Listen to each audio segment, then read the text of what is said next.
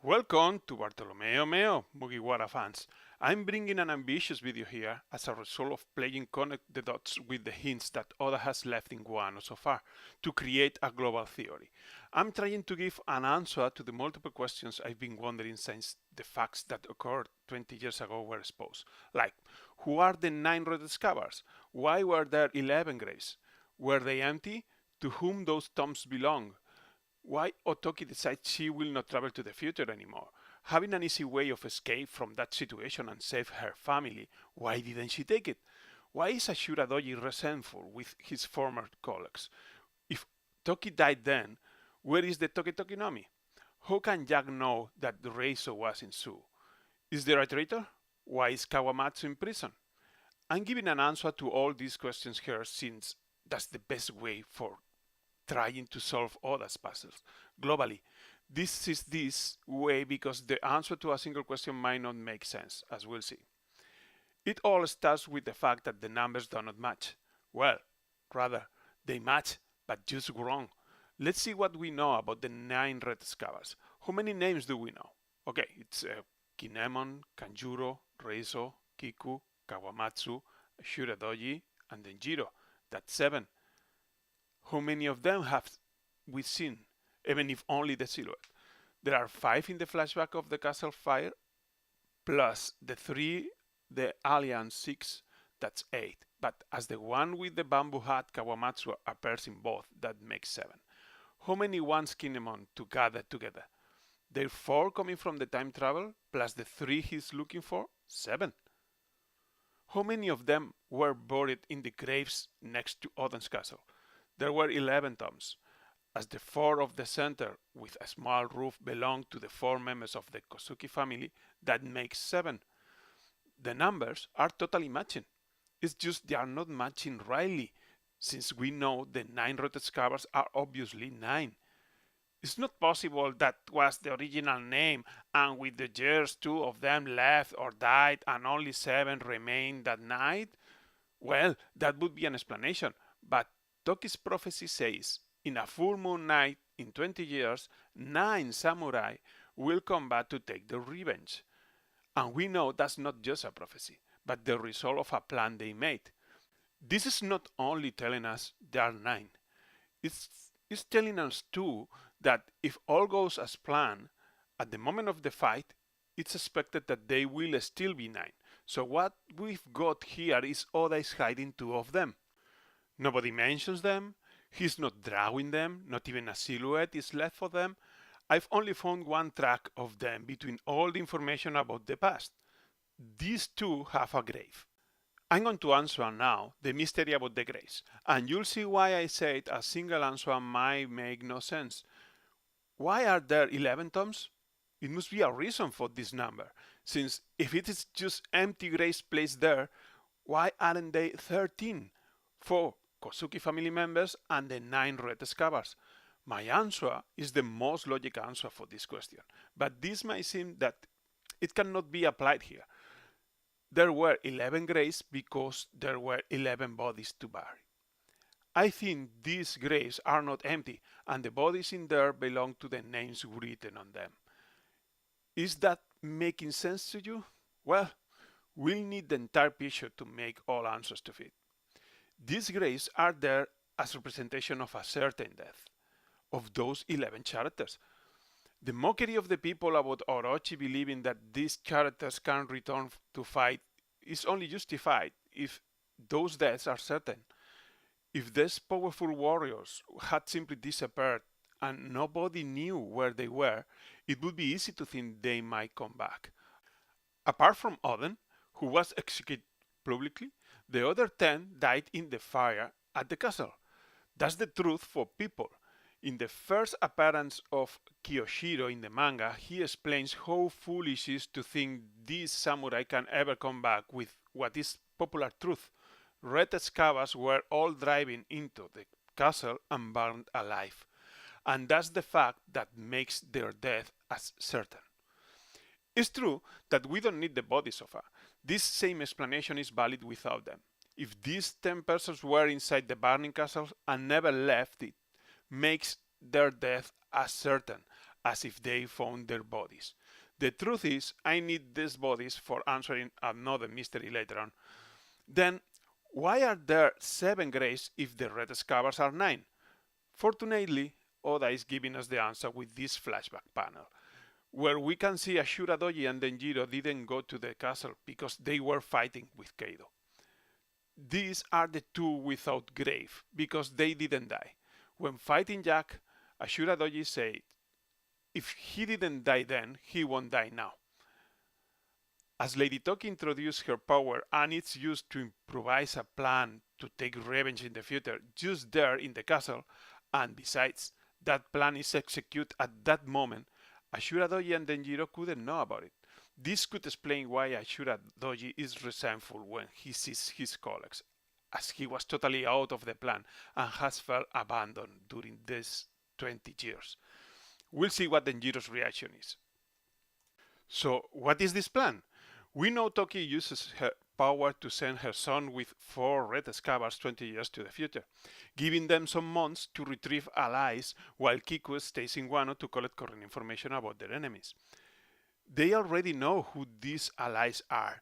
Kinemon, Kanjuro, and Reizo are heading directly to Sue because those allies are the Ming tribe.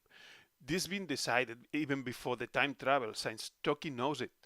That's why her prophecy says the fight will be a full moon night, because she knows about the Mink and the power of their Sulon form. Jack knowing Reisu, who was theoretically dead, was in Su is what made us think that there could be a traitor in the alliance. We've explained it before, we can see that information was not exclusive of those who traveled to the future.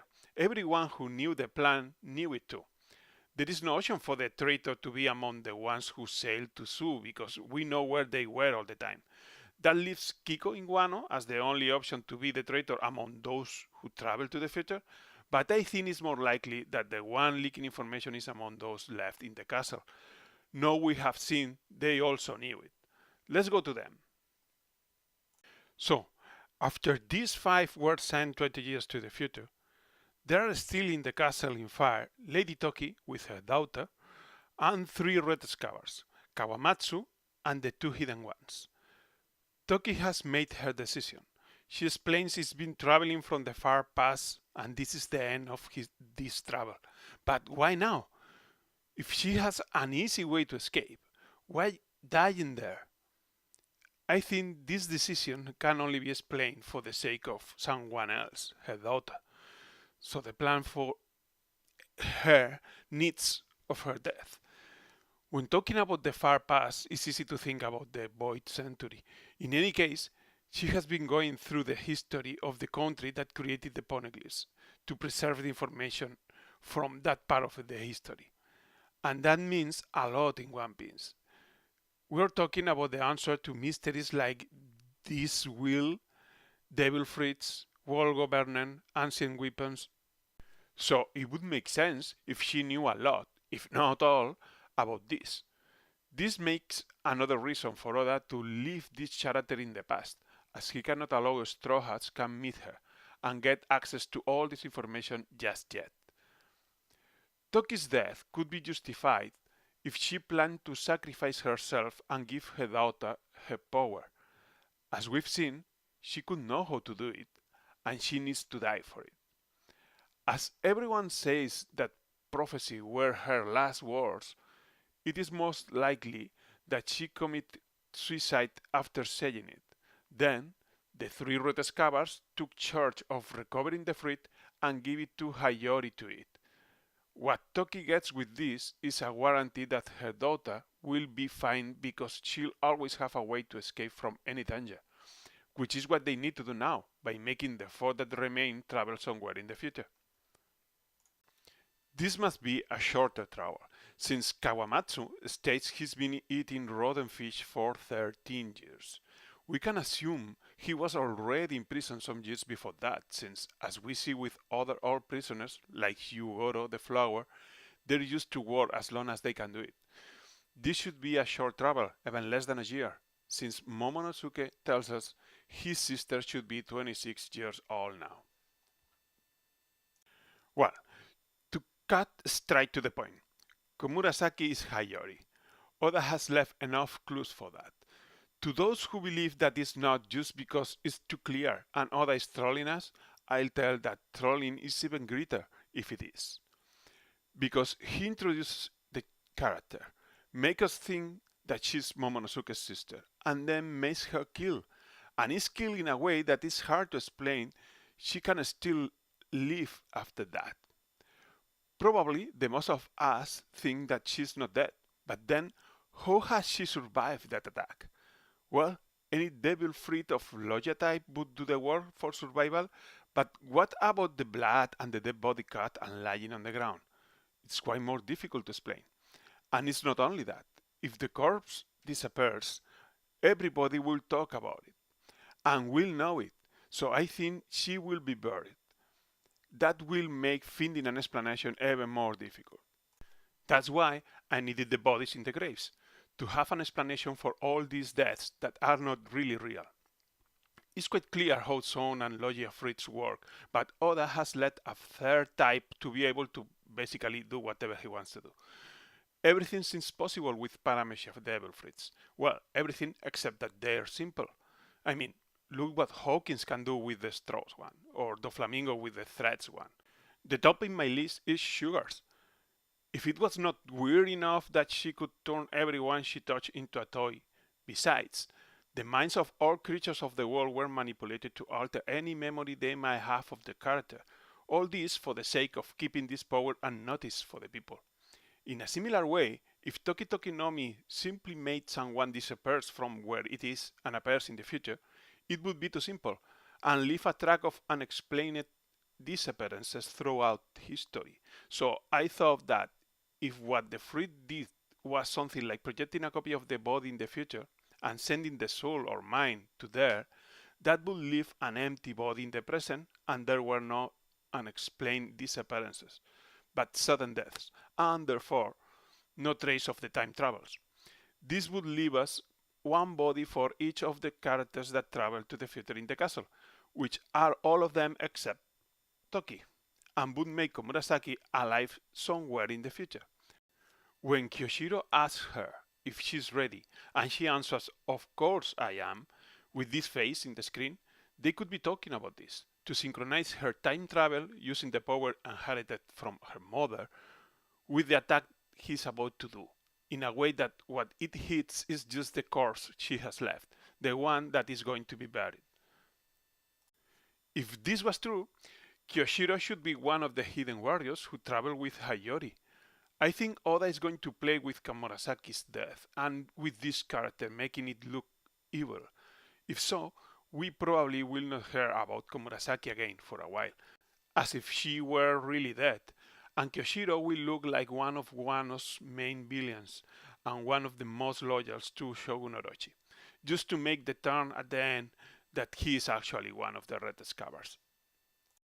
About Red Scabbards, there is still one missing of this character yet, since there are very few who give the profile and someone has to be on Orochi's side, on which we have seen. My bet would be for this one in the screen for three reasons. Because this scene is demonstration of strength, because he acts as Komurasaki's bodyguard, and because he's using a peculiar weapon.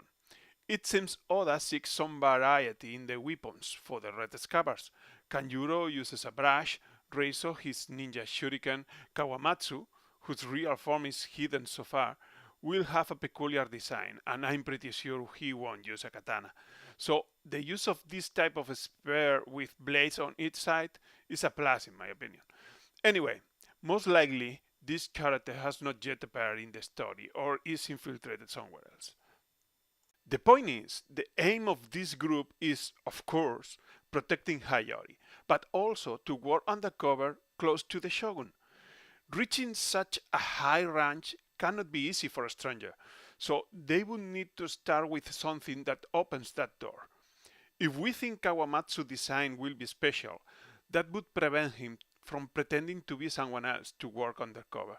So this plan might need of his sacrifice, which could even be voluntary.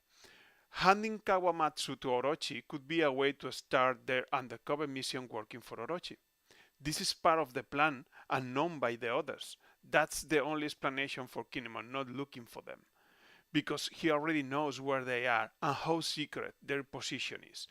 Now they found Kawamatsu in prison, and has proved to know the plan since his first question has been if Lord Momonosuke was well. This is what I've been able to deduce about the plan. The only question that remains to be resolved about the 9 red scabbards is who is the traitor. I already pointed it should be in this group, the one that has spent 20 years in Wano. I don't think Kawamatsu would tell anything even if they torture him. And it wouldn't explain why now they're looking for the ones with the tattoo on his ankle. So it must be one of the other two.